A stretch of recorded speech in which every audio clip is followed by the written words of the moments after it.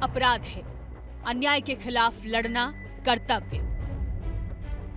गीता का ज्ञान और रथ पर सवार श्री कृष्ण के साथ अर्जुन की ये तस्वीर वायरल होना महज संयोग नहीं है, बल्कि ये संकेत है। संकेत इस बात का कि कुछ बड़ा होने वाला है।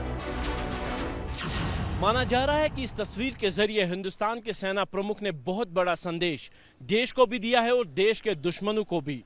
पहलगाम में हुए हमले के बाद सेना प्रमुख उपेंद्र द्विवेदी जम्मू कश्मीर पहुंचे थे। उन्होंने यहां घाटी में तैनात अफसरों के साथ मंत्रणा की, रणनीति बनाई और जानकारी जुटाई।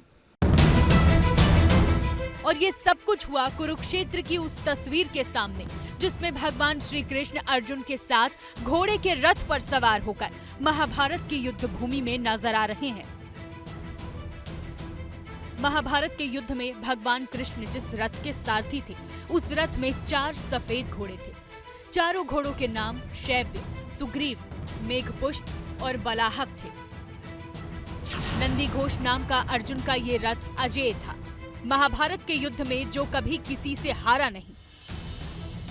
सेना प्रमुख ने जिस जगह अपनी टीम से रणनीति साझा की, वहां पर तस्वीर के साथ अंग्रेजी में जो गीता का ज्ञान लिखा गया है, उसका मतलब है, हे प्रभु, मेरे रथ को हमेशा थामे रख, जिसके जरिए मैं हमेशा विजयी रहूं। साहस और दृढ़ता इसके पहिए हैं, सत्य और चरित्र इसके ध्वज हैं।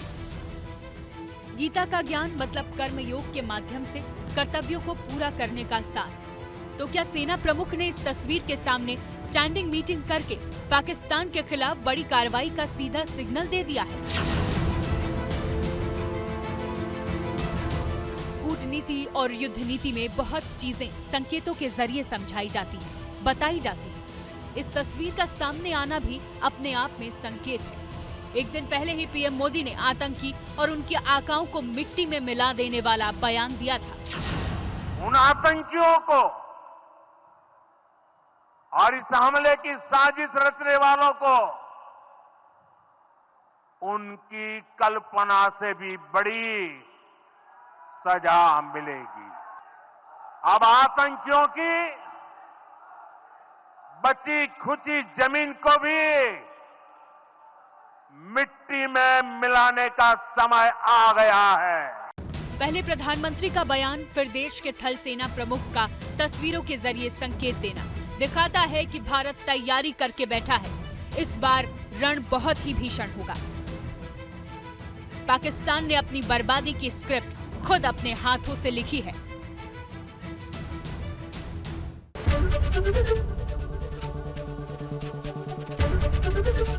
एबीपी गंगा, खबर आपकी, जुबान आपकी।